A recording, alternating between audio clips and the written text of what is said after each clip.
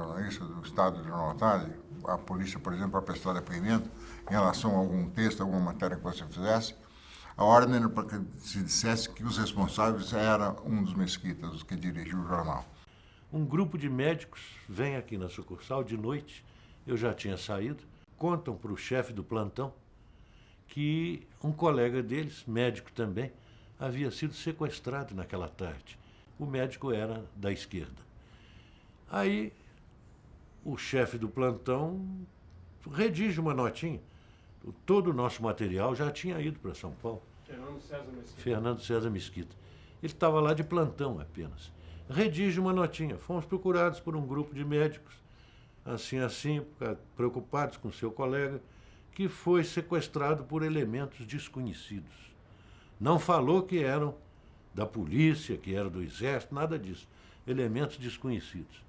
Pois bem, aquela notinha pequena, sai publicada, e daí a um dia eu recebo a visita de um sargento do exército, fardado, com um papel, dizendo, está aqui um convite para o senhor ir depor num IPM, que foi aberto agora, depor no IPM, levando o autor dessa pequena nota. Foi chamado o diretor de Brasília e falou assim, não, isso aí não, com o doutor Júlio Mesquita Neto, ele que é responsável pelo jornal. E aí o Júlio Mesquita Neto, o Júlio Neto, como a gente chamava, foi chamado à Polícia Federal para prestar depoimento.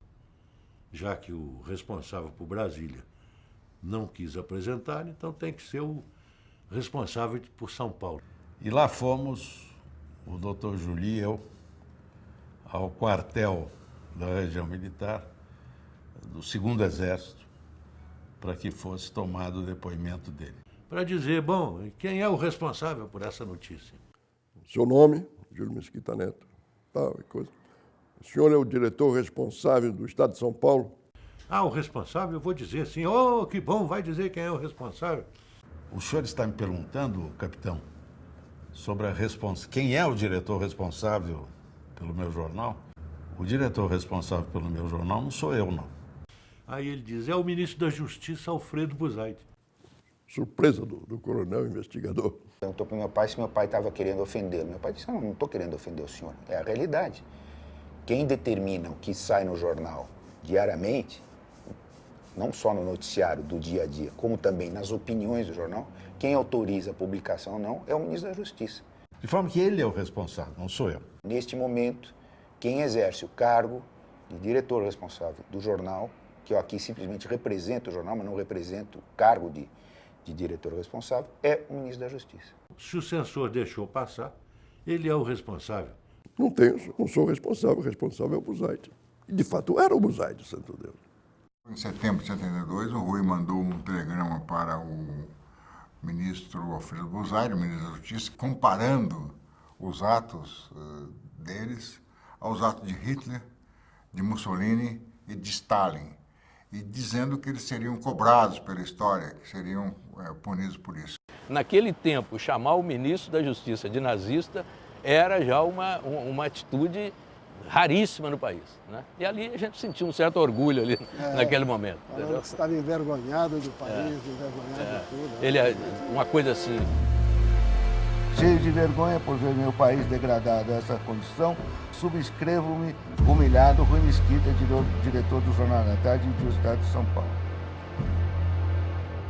Quando houve a censura à imprensa, o Rui Mesquita fez publicar aí, tornou público, o Rui Mesquita tornou público que ia vender o Estado de São Paulo. Vou vender a minha parte no Estado de São Paulo para o New York Times por $1.000. Já que a imprensa não vale nada no Brasil, já que a imprensa no atual regime não vale nada, então vou vender o Estado de São Paulo, vou oferecer ao New York Times por $1.000. Então era algo que desmoralizava o governo brasileiro na sua dimensão internacional. O ministro do Gás, o Roberto do Gol Silva, dizia para várias pessoas que não havia necessidade da censura, porque os leitores de jornais eram tão poucos no Brasil que a importância que tinha a imprensa era pequena. Que a gente tem a edição do último dia do ano de 1974, né? O jornal estava prestes a completar 100 anos e publicou uma notícia bem importante, que era o New York Times destacando a luta do Estadão pela liberdade de expressão, né? E você vê que, curiosamente, 4 dias, 5 dias depois dessa notícia do New York Times, a censura efetivamente acaba no Estadão. No dia 4, o censor não apareceu mais. Que é um negócio estranho, quer dizer, é como se o regime militar tivesse considerado, fosse um presente de aniversário ao Estado, o fim da censura. Suspenderam a censura, mas não o direcionamento. A pressão. Olha, isso, assim, A pressão havia continua. pressão econômica, havia pressão sobre as pessoas do jornal. Pressão por parte de políticos que estavam no poder, civis que estavam no poder, e por parte também dos coronéis daqui e tal. Tinha um clima de pressão. A manchete era "Assim vivem os superfuncionários", né? Vamos revelar, nessa série de reportagens e tal, uma série de abusos, de privilégios. Pela primeira vez, aquela foi a primeira reportagem de denúncia naquele período duro, né, do regime militar.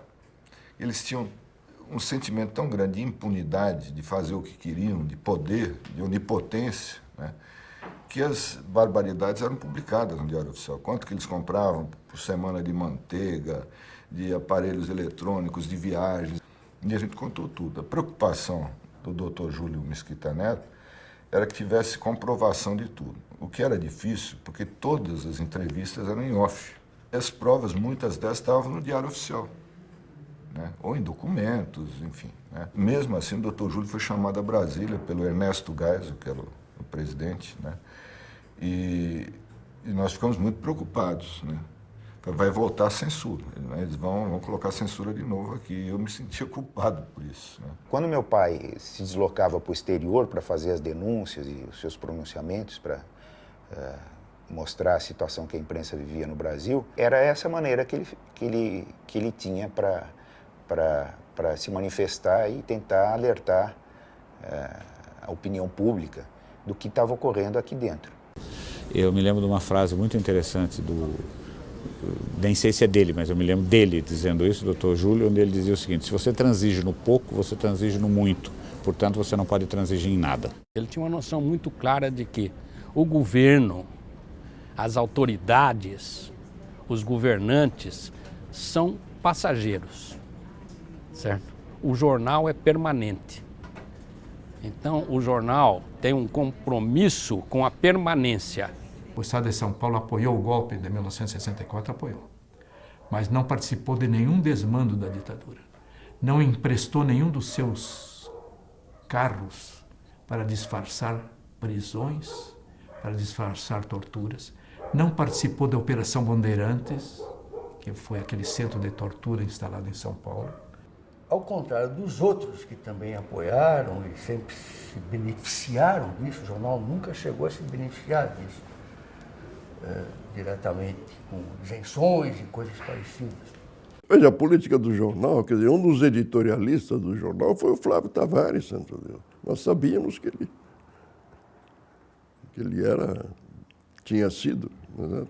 Eu, Flávio Tavares, banido, desterrado, cujo nome não aparece na imprensa brasileira, trocado pelo embaixador dos Estados Unidos, passo a ser o correspondente do Estado de São Paulo na Argentina, num ato de independência que ninguém se atrevia a fazer naquela época.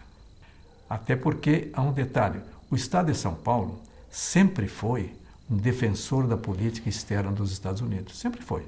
Na sua estrutura de pensamento liberal, o Estadão foi sempre o grande defensor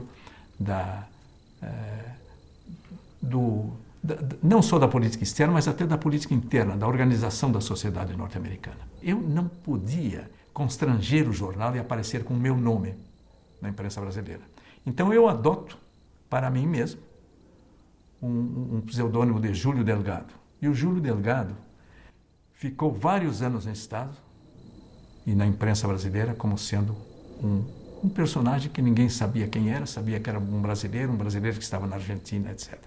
Só que os serviços da informação sabiam quem era o Júlio Delgado. Eu me lembro que quando cheguei do exílio e quando o Júlio Mesquita Neto me convida, ou me dá a incumbência, não me convidou para ser editorialista político do Estado, ele disse: bom, doutor Júlio, eu não quero ser apenas um escriba. Ele disse: não, eu acho que Nós temos até opiniões divergentes em muita coisa, mas nós temos uma coisa em comum, nós temos a mesma ética, nós e você. Essa é a diferença grande que existia entre a família Mesquita e outros, digamos, proprietários de jornais no Brasil. Isso é uma tradição nossa, que a gente sempre, nunca nenhum de nós, até por herança recebida dos antepassados, pedimos carteirinha de identidade das pessoas em termos ideológicos. O ser humano é livre para pensar da maneira que queira, da maneira que queira conduzir sua vida.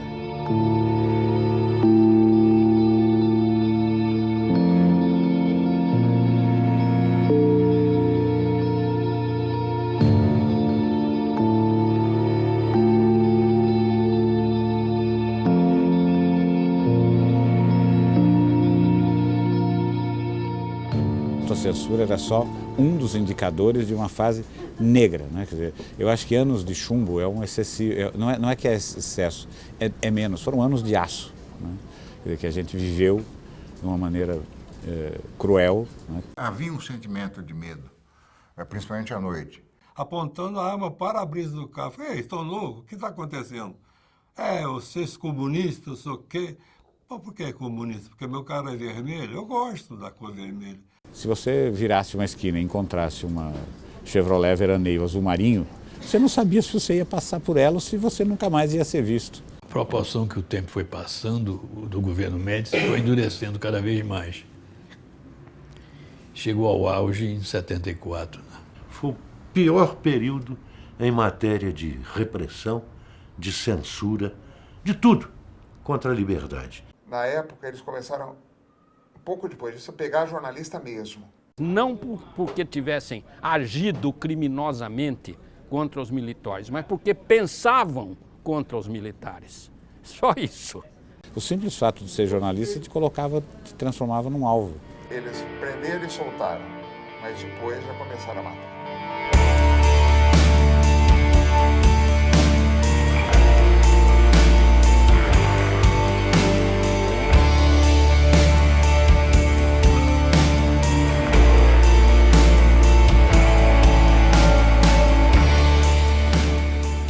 Havia uma preocupação de mandar para o estado de São Paulo tudo que era prisão, porque se a gente conseguisse publicar, era uma garantia de que seriam preservados vivos, não seriam mortos.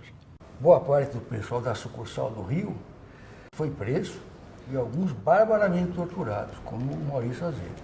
O Fon, Antônio Carlos Fon, espancaram ele de tal forma que nunca ninguém soube por que ele não morreu. Dizem que ele foi a pessoa que mais apanhou dentro do DOPS e saiu de lá vivo. Eram presos e mortos e então inventava-se que tinha sido em luta armada, que tinha sido resistência à prisão com arma de fogo. O Marcos Ferman, um repórter especial nosso, foi preso na redação. Outros tiveram que fugir, como o poeta Ferreira Goulart era copy da sucursal do Rio. Um correspondente, por exemplo, de São Luís, na época, foi perseguido pela família Sarney muito. Teve que ir para a sucursal do Rio. Prenderam lá no Nordeste o editor da sucursal, o diretor da sucursal, que era o Garcia. Carlos Garcia. Foi torturado, quase morto, pendurado, porque eles queriam que ele assinasse um documento qualquer dizendo que tinha uma célula de oposição radical contra o regime aqui na sede do Estadão. Na verdade, o Garcia foi preso e torturado porque pensou, porque era um homem que pensava, porque era um homem que tinha ideias. Chegou lá 3 homens da Polícia Civil, disseram que eu estava convidado a ir a conversar com o coronel Custo Neto. Eu disse, dentro de 15 minutos eu vou. Ele disse, não, é para ir agora. Eu disse, então vamos. Eu disse, bom, vamos na frente que eu vou atrás. Disse, não, você vai conosco. Aí me levaram para uma Rural Williams, me algemaram. Eu reclamei, mas não precisa isso, não precisa. Me algemaram, me encapuçaram e um deles mandou que eu deitasse no chão do veículo. Aí um outro disse, não, esse não precisa não, esse é especial. Quando chegaram lá, me jogaram numa cela, numa solitária, imunda, não era varrida há uns 3 meses. E começou o interrogatório, eu sempre encapuçado e algemado. A principal curiosidade dos meus interrogadores era sobre essa célula comunista. Era uma célula que existiria dentro do Estado de São Paulo para divulgar notícia contra o Exército. Como é que funcionava, quem era que dirigia, qual era meu papel nessa célula. O Estado de São Paulo, o doutor Júlio, já tinha mandado um telegrama para o Buzaide, que era o ministro da Justiça, denunciando minha prisão. O Médici, então, mandou que o Orlando Geisel mandasse me soltar. Isso cerca de 9 horas da noite. Isso eu vinha saber depois. O Orlando Geisel deu ordem para minha libertação imediata, o que não foi obedecida. Aí é que redobraram as torturas. Eles passaram a madrugada toda me torturando. Pau de arara, choque elétrico, pendurar no gancho, que foi o que mais me apavorou, foi ficar pendurado no gancho. Era as algemas, botava as algemas num gancho e os pés ficavam tocando, ficar na ponta do pé para não ficar pendurado totalmente, ficar na ponta do pé. Teve um momento também que o choque era 2 jacarés que ele botava normalmente um na orelha e o outro no testículo ou no pênis e ligava. Uma vez ele botou na orelha direita e prendeu embaixo da barriga. Aí um disse, não quero não, eu não quero que esse filho da puta morra agora não. Não cruza não. Seria divertido se não fosse trágico, né? O Marco Antônio Rocha, se não me engano, o Rui foi com ele foi chamado para depor e o Rui apareceu junto. Naquela altura do campeonato já estavam presos vários amigos nossos, o Marcum, o Antônio de Cristo, o Duque Estrada, etc, etc. Na casa do meu sogro, eu ouvi no rádio, pelo rádio, a notícia de que o comando do 2º Exército tinha soltado um comunicado dizendo que o Vladimir Herzog tinha se suicidado na prisão, certo? E que eles estavam à procura, chamando para prestar depoimento, os companheiros do Vladimir Herzog. E citava nome por nome, inclusive o meu nome, Marco Antônio Rocha. Então eu pensei, ou vou para São Paulo e me entrego, ou vou para Brasília e me apresento na Embaixada da Iugoslávia e peço asilo político. Liguei para o jornal, para o Dr. Rui. O Dr. Rui estava no jornal, era sábado, mas ele estava no jornal. Liguei para ele e falei, olha, já está se passando isso aí, o que eu faço? Ele falou, você venha para São Paulo e venha para o jornal, porque eles não vão prendê-lo aqui dentro do jornal. Ele foi abrigado na casa de papai no meu quarto, ele ficou no meu quarto.